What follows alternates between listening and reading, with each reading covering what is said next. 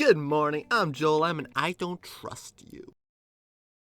And by you, of course, I mean the collective consciousness hive mind that is the internet. 9 times out of 10, I find the stuff y'all agree is good, just not for me. So when YouTube started shoving this Bluey thing down my throat, I respectfully declined. Do you seriously expect me to believe the stupid toddler dog show is as good as everybody claims it to be? Yes! Still not buying it. I've seen the shows I used to think were the best things to ever grace cinema. Baby shows are dumb and cringy and useless. Okay, fine, I'll watch the dumb dog show, but I'm not gonna lie. I loved it! This episode of Studio Jlam is called Just Another Overanalysis of Bluey. Hello, today we are discussing why this show that you all already agreed is good is actually good. Wow, who would have thunk it? And while I'm sure a lot of things I'm gonna say in this video have already been said a million times by more qualified YouTubers, please indulge my random ramblings about the dumb dog show and why it's the best currently airing show in my humble definitive fact. This is not an opinion, believe me, Hamster and Gretel comes nowhere close.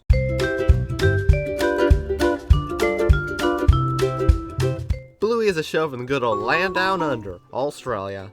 It's about a family of dogs named the Healers where they spend most of their episodes playing games and having fun. It's a refreshing show that strives to see the world through the eyes of a child and the wonder, curiosity, and imagination that comes with it. As they explore the regular life of normal things like camping, playing games, and much more, we get to see both the kids and the parents learn valuable lessons. While Bluey is advertised as a kid show, it was really designed from the ground up to be for anyone, with lessons to teach anybody who picks it up. But I'm getting ahead of myself. Let's start this video, or continue this, I don't know where I am in this video, but discussing the characters.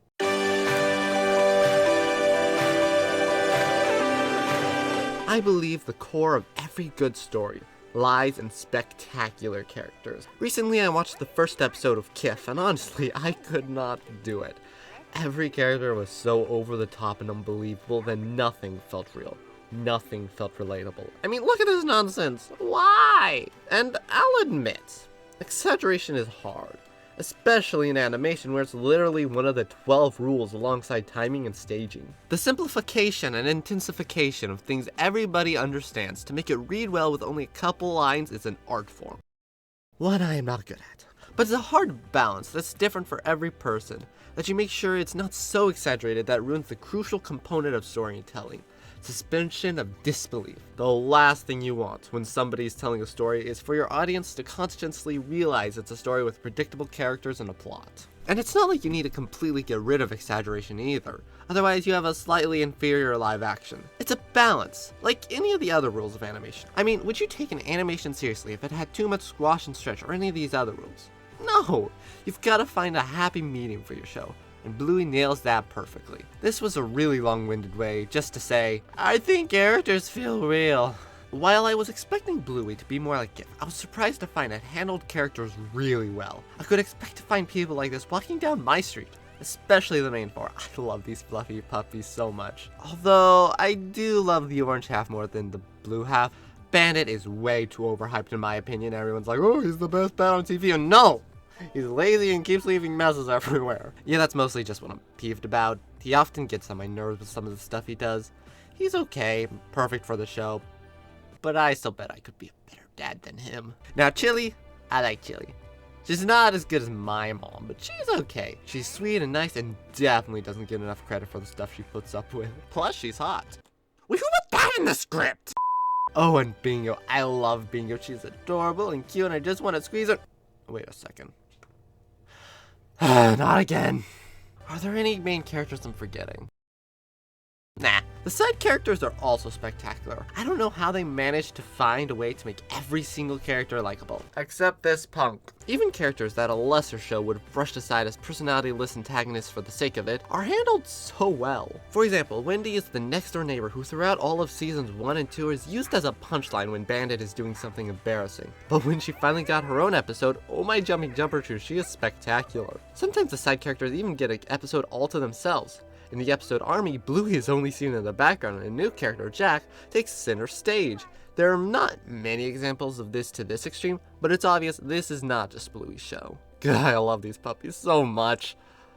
Let's move on to the next section before my cats get jealous.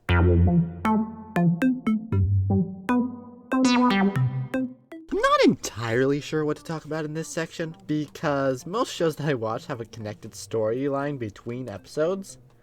Yes, Duck does has a connected story, you would know that if you watched it. But Bluey doesn't. It's a toddler show, it's not expected to. While there are some examples of episodes leading into each other, like Duck Cake and Handstand are both about Bingo's birthday, there are also some episodes like Double Babysitters and Christmas Swim that on Disney Plus are right next to each other. Yet one focuses on these two characters meeting and the other one has them dating?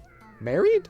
It's unclear and kind of a huge jump between episodes. But if my research is correct, they didn't air next to each other, so it's just Disney being weird. I remember being particularly annoyed with Amphibia when I started watching it a while back, because each 20-minute episode was cut into two 10-minute pieces. How am I supposed to live in these conditions?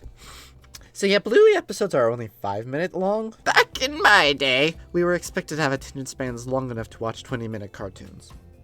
Oh wow, it is kind of surprising how much they do manage to do in the same amount of time as a Stupendium Stone. And while most episodes are just a slice of life, it's a fun show to watch, and it doesn't matter. Bluey has the complete aura of glee and wholesomeness. Everyone is adorable and fun and lively in a way that brings back memories of your own childhood.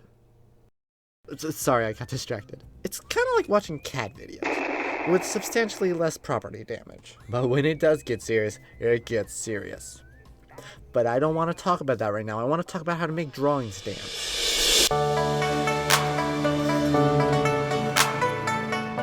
Welcome to the part of the video where I geek out about animation for way too long. Okay. So there are two types of animation. Hand-drawn animation and computer-generated. Well, three if you include stop-motion. But I'm not talking about stop-motion today, so they can clay make their way out the door. And while the debate on the better medium is a discussion for another day, there is one very clear drawback with hand-drawn animation, and this is the fact that you have to draw the same drawing over and over again with slight alterations, 24 every second for every second of the show. And while that's not necessarily as bad as it might seem because of animating on lower frame rates or holding poses, it's still a very repetitive chore. I should know. I feel exhausted and I only draw like less than 1 frame a second. Alternatively, with 3D animation, all you have to do is set up a character rig once and puppeteer it from there. And while the creation of individual characters is harder to set up, it's so much less tedious. And while I'll always be more of a hand-drawn fan myself, it's no wonder nobody wants to do it in Hollywood anymore. But then somebody thought, hey, what if we rig a 2D character?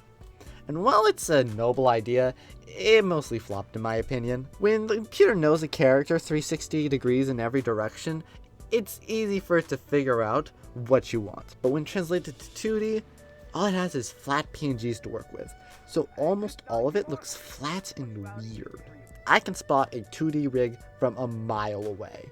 So imagine my surprise when I realized that Bluey was animated this way. So apparently they took the idea of rigging to the extreme and it looks so good. They drew basically every arm, leg, pose, and any rotation and all facial expressions you'd want, and they switched them around, and I don't know how they evaded the infamous 2D problem. But they did, they're just that good. I don't think it's the first show to do this, but I don't care, I still respect the show's animation. And I honestly feel like I'm only scratching the surface. But the problem is so many companies are so hush-hush about their behind the scenes, and I find it so frustrating. Like, just tell me how you make your stupid animations, Disney TVA! When a new technology comes out, a lot of people rush to make it do the work for you. But then there's a smaller, passionate group of individuals who don't use the technology to do it for them, but instead use it as a helper. For example, I've been using ChatGPT this entire time to look over the script. Not to write it for me, but instead to offer suggestions on how to make it better so I can choose to accept or decline any of them. And that's what Bluey's animation feels like to me. It's a marriage of innovative technology and skilled craftsmanship, resulting in a visual experience that captivates and divides. I appreciate the dedication and artistry that went into creating the show. Okay, that being said, ChatGPT did write the last paragraph, but I'll write the rest, I swear. Now, if you'll excuse me for a tangent, let me explain how this show breaks basically every rule of character design.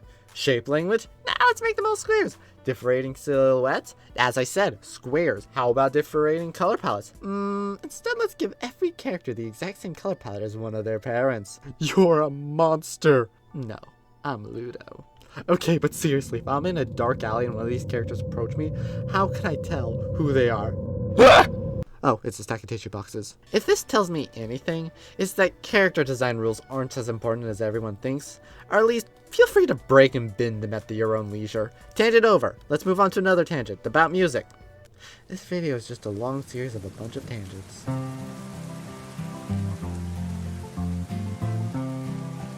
To be honest, I've been listening to Bluey music this whole time while writing the script, and now I don't know if I can put Bluey's music in this video without getting copyrighted. But it's not like this video is monetized in the first place, so...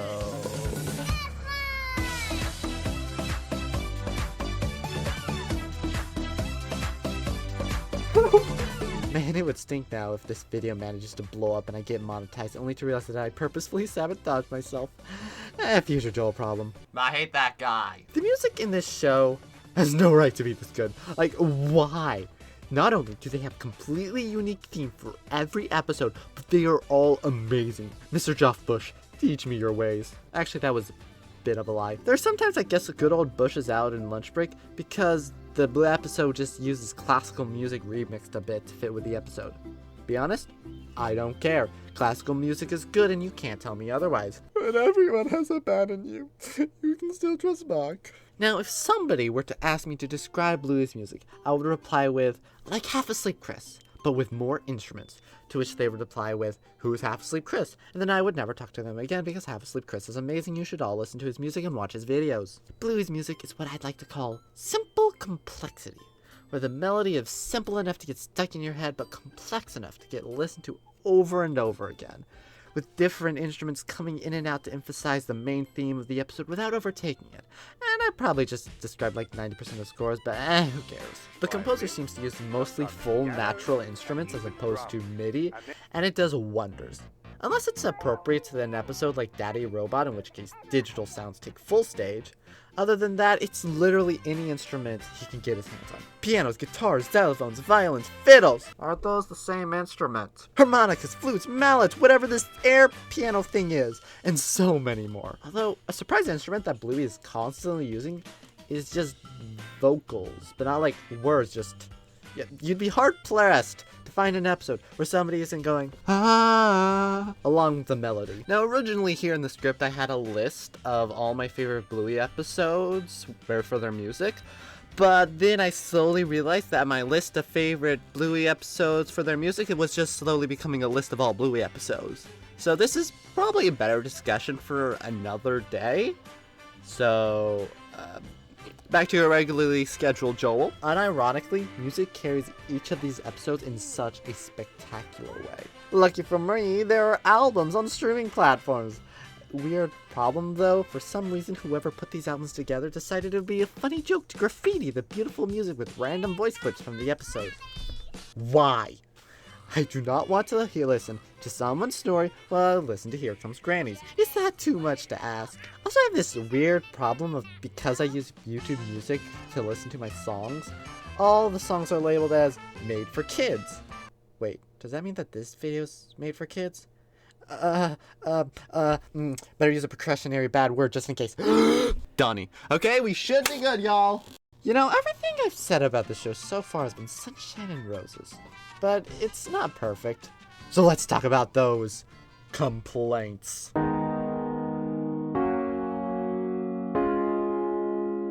So despite being a show that can be watched by all ages, it's still a kid show.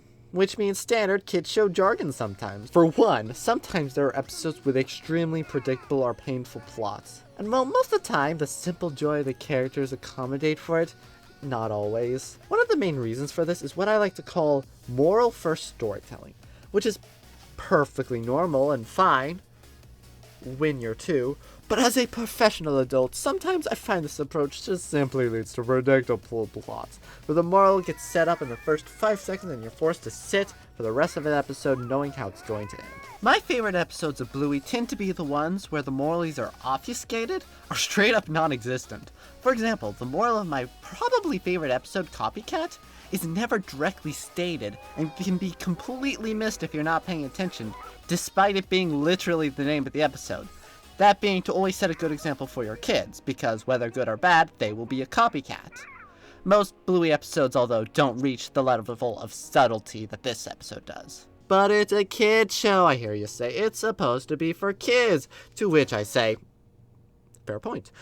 To be honest, basically all kids shows suffer from this exact problem, even ones that I really like. So it's not necessarily fair to call out Bluey specifically. But you know what I can point out? Boy, this show has quite a bit of awkward toilet humor.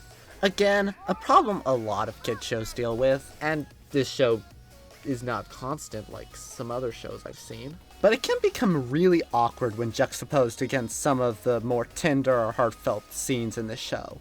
Ah yes, let's have a deep emotional talk under the stars about not being sure of whether or not you're gonna see somebody you love again. While Bingo's just peeing in a bush. Okay. Or we have a heartwarming dream sequence through space, and then Bingo jumps on bandits. Well, you can see the picture. Also, why does underwear exist in a world where clothes are optional? Actually, like, serious I'm a triangle character who doesn't wear clothes. You don't see underwear in my universe. Also, how does Bandit pee standing up without a... You know, that some questions are best left unanswered. But I think the funniest bit of all this is I'm technically watching a censored version of Bluey. See, I first discovered Bluey through this video about the episode Puppets, so imagine my surprise a year later when I finally watched the show, only to get to the end and never actually see that episode that originally piqued my interest. As it turns out, not only is half of Season 3 unavailable outside of America for the time being, not only is Disney Plus purposefully omitting a couple episodes, but also they censor some of the episodes themselves. Excuse me, what? Funnily enough, I don't know where I stand on this. On one hand, if I caught my potential future daughter watching a cartoon featuring play pretend birthing, I probably would not let her watch that show anymore. But on the other hand, I don't think the mouse upstairs should be the one calling the shots on this, especially when it's kind of inconsistent. Like, why would you censor this but not this? Or this but not this? It's really kind of stupid. But on the other hand, yeah, that's right, I have 3 hands, deal with it. There's a whole discussion on parenting, because you can't seriously expect parents to proof watch everything their child ever watches, but putting that responsibility onto Daddy Disney is a disaster waiting to happen and will end in something bad happening. And there's still half a season of the show I can't watch unless I get sponsored by a VPN, or I could move to Australia. You know what? I'm moving to Australia! They have Bluey, they have Christmas in Summer, they have Colorful Money, they have Pearlescent Move, they have Giant Spider... On second thought, never mind. What was I talking about again? I got distracted. Oh yeah, that's right.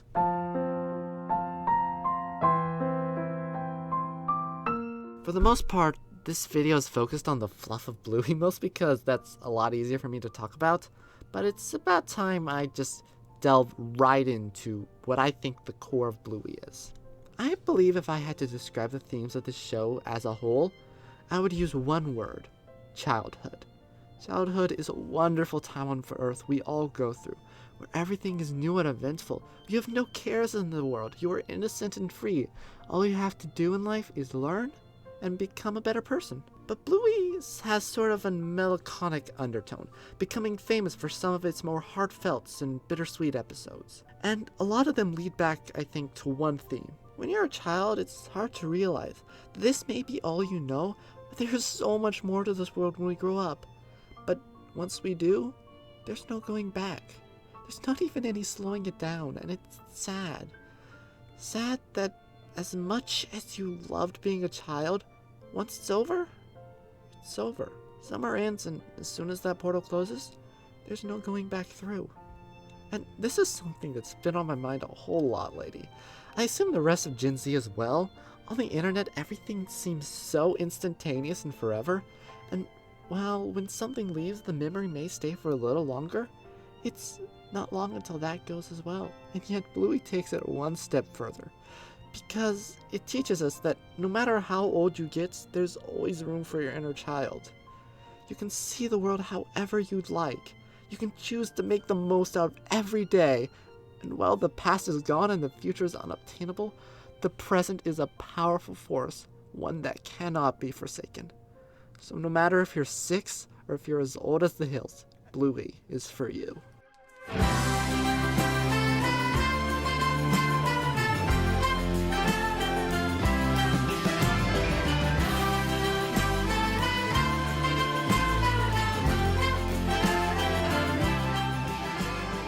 I just had an emotional crisis over the stupid toddler dog show. What has my life come to?